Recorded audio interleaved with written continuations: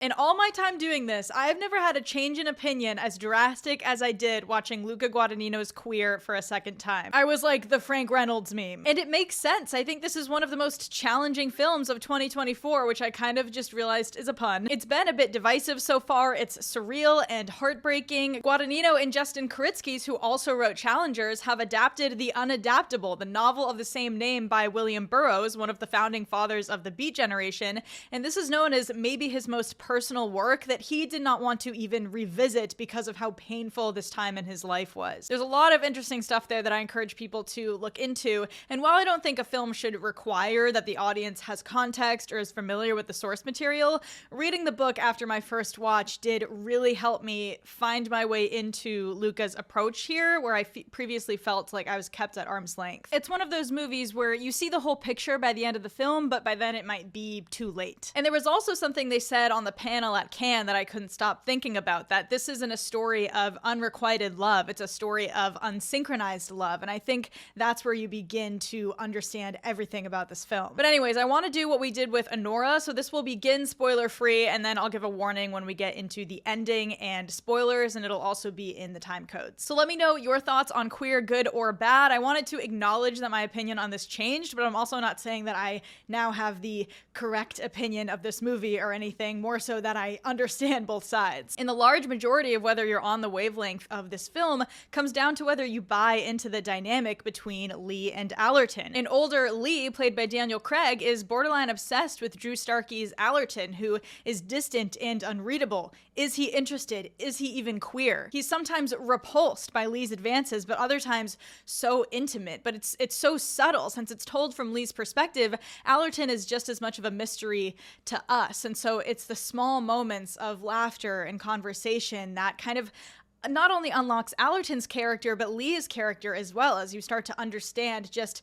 that inkling of something that he's after and that connection that they really genuinely do have. And the first time around, I was struggling to see beyond Lee's very cringy and pathetic exterior. It's like the difference between just feeling sorry for him and then getting into like empathizing and relating to him as well. But the second time, I felt really deeply saddened by his longing for love and these moments where he's just alone and not speaking. I think there's some of the most insightful into his character when he's not putting on this performance. And I think the best movies often achieve a sort of universal application, but also capture something really specific. And the way that this explores human connection is something that we can all relate to. Desire, loneliness. Lee says, I want to talk to you without speaking. A big plot point is his quest for this drug that he read about that can induce telepathic powers. It's driven by his desperation to understand and connect with Allerton in the way that he wants. And so in that way, it's also about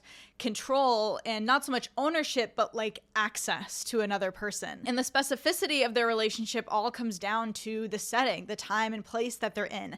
1950s Mexico City, a time where it looked very different to be queer. Not everyone accepted it in others. A lot of people didn't accept or understand it in themselves. And so all these layers start to come in, and how Lee's obsession with Allerton parallels his drug addiction, and even subtly comments on their presence in Mexico City as white American expats. Daniel Craig is so excellent as Lee, but I also think Drew Starkey really nails what the character of Allerton is meant to be, beyond just being inhumanly attractive. And I'd be remiss not to give Syambu McDeepram his flowers for the third time this year. He has shot the shit out of every movie he's worked on, and I love the moments, the whole film is beautiful, but I love the moments where Lee reaches out with a phantom hand or a phantom kiss, something that is taken right from the book. The choices they made with the production design and backdrops to create a feeling of artifice, and the score being so modern, making it all feel modern and out of time and dreamlike. There are moments of surrealism scattered throughout the film, and things that give us a deeper,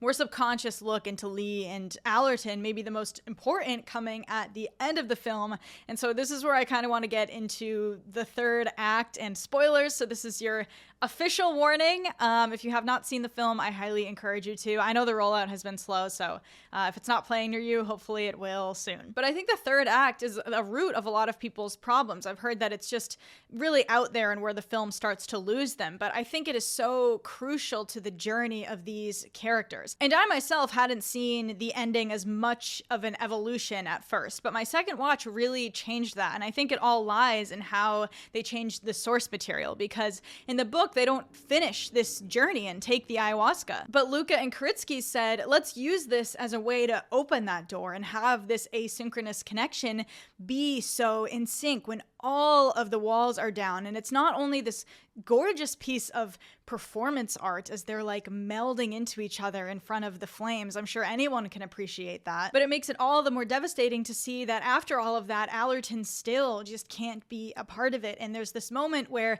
Leslie Manville, who is like totally amazing and unrecognizable in this film. I'll also take this moment to shout out Jason Schwartzman, who like every single line reading that he has in this movie is aces. He is like so funny. But Dr. Cotter leans down to him and we get a close-up of the both of them, and she says like, you should have seen yourself that night, and makes this comment that the door is open now. All you can do is turn away, but why would you want to? But he just doesn't get there, and so Lee ends up losing Allerton in the jungle and essentially never sees him again, because we get this flash up to the cosmos and he's back in Mexico City a couple years later, and when he's there we get this scene in the same hotel room. And what happens in this scene when he shoots Allerton is a reference to William Burroughs' real life, as his wife died, and the story was that he accidentally shot her in the head doing this cup on the head party trick. That scene is probably about as Lynchian as it gets before we see Lee in his old age, and maybe the saddest scene of them all, laying down and imagining that phantom touch of Allerton laying beside him and their legs together on the bed. To me, these dreamlike sequences allow us to view Allerton also as a sort of ideal, of a fantasy of a queer relationship and freedom, but also we get these symbols of the snake eating its own tail and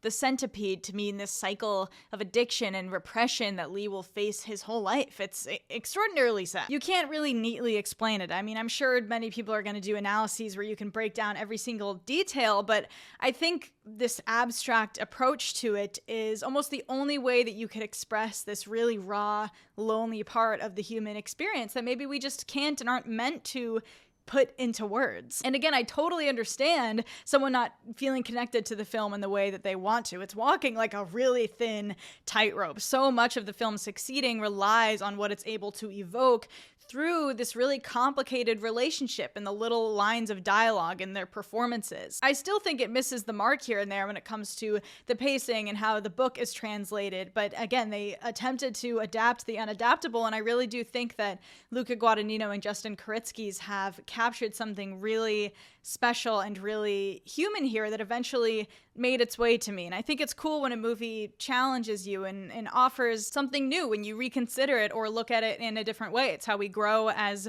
movie watchers and film lovers. So let me know your thoughts on Queer Guys. Did you like it? If you haven't seen it yet, it's not playing near you. Again, that sucks. Hopefully it does soon. But I'm looking forward to everything else coming out the rest of the year. So don't forget to like and subscribe and keep an eye out for more videos soon. Thanks for watching.